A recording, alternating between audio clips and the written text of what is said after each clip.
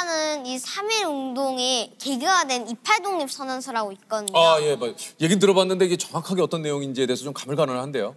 그때 당시 1918년에 제1차 세계대전이 끝났거든요.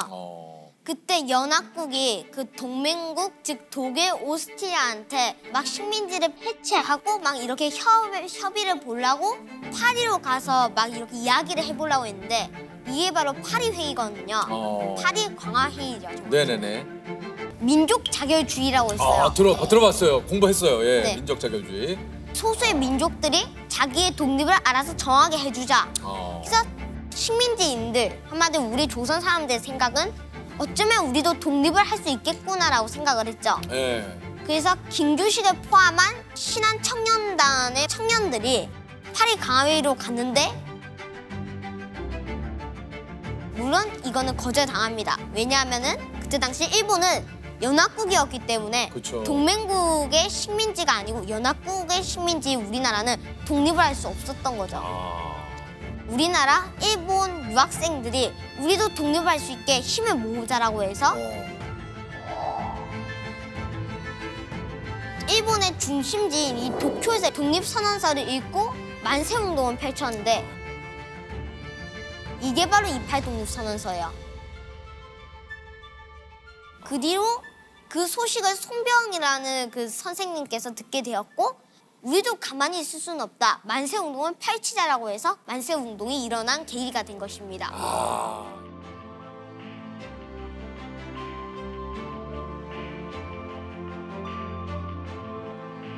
그 뒤로 5월 말까지 3.1 운동은 벌어졌고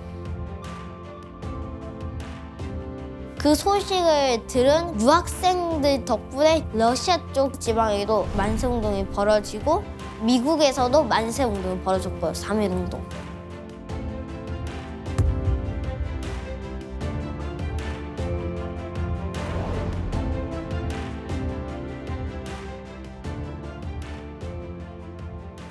요게 훈춘 사건하고 간도 참변까지 해서 1년에 이렇게 좀 알아야 될 역사적 사실이 좀 있다고요. 네. 이게 들어는 봤는데 뭔지 정확하게 모르겠어요. 네. 일단 이 훈춘 사건이 일어난 계기는 봉오동 전투에서 시작을 하는데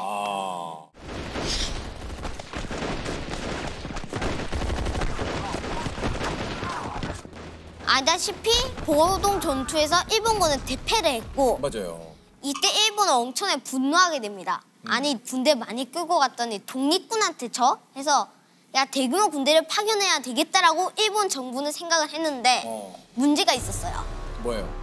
간도는 어염이 중국 땅이고 중국 땅에는 그렇게 대규모 군대가 들어갈 수 없었던 거죠. 일본군에. 예. 중국이 그걸 가만히 받아들이지도 않을 테고. 네. 그래서 이걸 어떻게 할지라고 궁리를 하고 있었는데 마적단을 섭외하거든요. 그 일본이. 예. 한마디로 말 타는 도적단이라고 그렇죠. 되죠. 그래서 이 마적단에 그 두목을 해서 일본인들이 사는 훈추 지방을 공격해라라고 하거든요.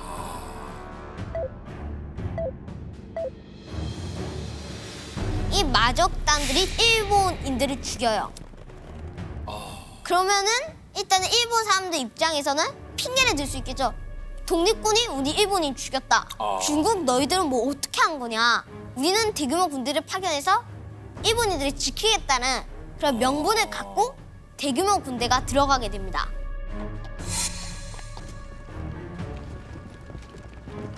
그런데 이때 김자진 장군이랑 홍범도 장군님께서 청산리 전투에서 결국 물리치게 되죠. 일본군이 계속 화가 나는 거예요. 아 계속 졌다 또 졌다. 그때 당시 간도에 살았던 조선인들이 살았던 마을로 쳐들어가서 조선인들을 무참하게 살해해요. 이게 바로 간도 참변이에요. 그러니까 이제 훈춘 사건은 말 그대로 이게 이제 본인들이 꾸민 자작극. 네. 예, 그러니까 군대를 들여보내기 위한 자작극이었고, 네. 요게 이제 그 간도 참변이 이어진 이게 이제 두 사건이 이렇게 연관이 돼 있는 이걸 또 한꺼번에 이렇게 이해를 해야 되는 이야기.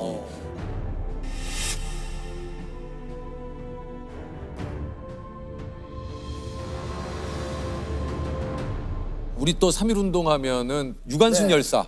예, 이 외에도 우리가 좀 기억해야 될 인물들이 좀 계시죠? 네, 저는 윤영숙 열사를 뽑았는데 예.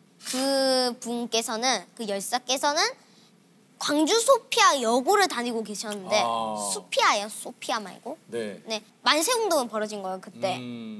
그래서 그쪽에 강주에서 만세운동을 벌이는데 이때가 3월 10일이었어요. 예.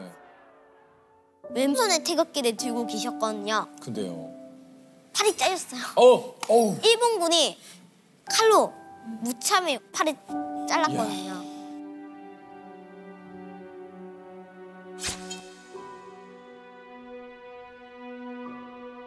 그 정신을 잃고 마세요. 그런데 만세운동 소리를 듣고 일어나서 오른팔로 태극기를 집어들고 만세운동을 펼치신 거예요.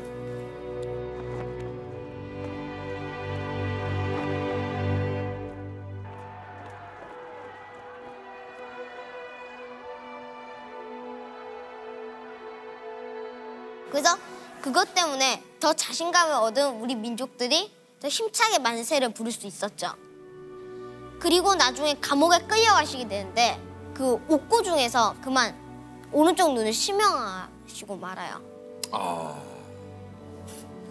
네, 정말 우리가 또 몰랐던 이렇게 또 그 한 분의 우리 또 그 기억해야 될 윤형숙 열사. 네. 네. 그렇죠.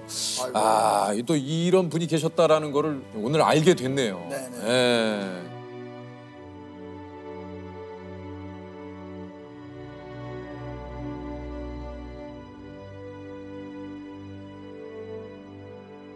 일제감정기 슬픈 역사기도 역사인데 그래도 우리의 자랑스러운 역사 중 하나니까 배워야 된다고 생각을 하고 왜 자랑스럽냐고 물을 수도 있는데 그래도 우리나라 독립운동가들이 친일파로 다 병제되지 않았다는 거 그리고 우리 독립운동을 위해 열심히 노력했다는 거 아무리 탄압해도 내가 태어난 고향이자 우리나라니까 꼭 지켜야 되는구나. 그 분들의 희생 덕분에 우리나라가 1945년 8월 15일에 독립할 수 있었던 거죠. 그래서 그런 독립운동가들이 세운 이 태극기를 앞으로는 다시 무너지지 않도록 잘 지탱해줘야 된다고 생각을 해요. 근데 뭐 하랑군만큼은 아니지만 저도 역사를 굉장히 좋아해서 역사 관련 유튜브라든가 역사에 관련된 책을 굉장히 좋아하거든요. 네. 역사가 그렇게 재밌는 이유가 뭐예요? 역사가 우리 민족의 막 그런 발자취 같은 거거든요. 네. 발자국 같은 거. 예전에 있었던 IMF 뭐 아니면 식민지가 됐던 그런 아픈 과거를 다시 반복할 수 있기 때문에 우리가 그 역사를 잊으면은 그 역사를 알고 그리고 그 역사에서 좋은 점을 실천하고 예전에 안 좋았던 기억은 배우면서 그거를 다시 반복되지 않게 하려고 역사를 좋아하는 것 같아요. 박수 한번 줘요. 정말. 혹시 좀 서울에 오면 가고 싶었던 데 있습니까, 하랑군? 연세대에 그 나중에 가고 싶거든요. 연세대 사학과에. 예. 연세대 입학을 하면요. 우리 외할아버지랑 함께 같이 또 가고 싶어요, 연세대. 지금 저 연세대 사학과로 진로를 정하신 거예요? 네. 그래요? 왜 다른 또 사학과 말고 또 연세대 사학과를? 제가 연세대를 좋아하거든요. 지금 연대를 상당히 하랑군이 좋아한다고. 예. 아니면 오늘 끝나고 한번 가보세요. 네. 끝나고 지금 김해 또 내려가야 되지 않아요? 내려가야죠. 그죠? 네. 김해 빨리 가고 싶어요? 아니면? 빨리 가서 쉬고 싶어요.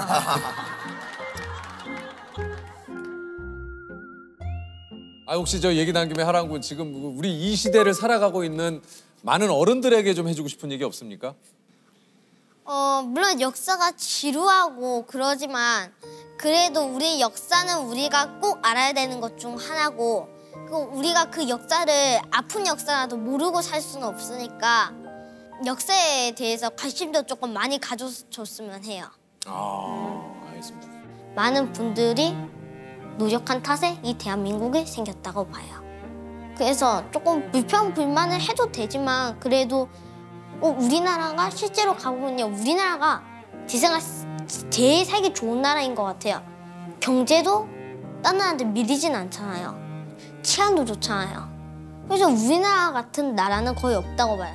그러니까 저는 우리나라가 살기 제일 좋은 나라고 봐요, 여기서는. 이 독립운동가들 열심히 세우신 이 대한민국을 좀 버리지는 않아줬으면 해요.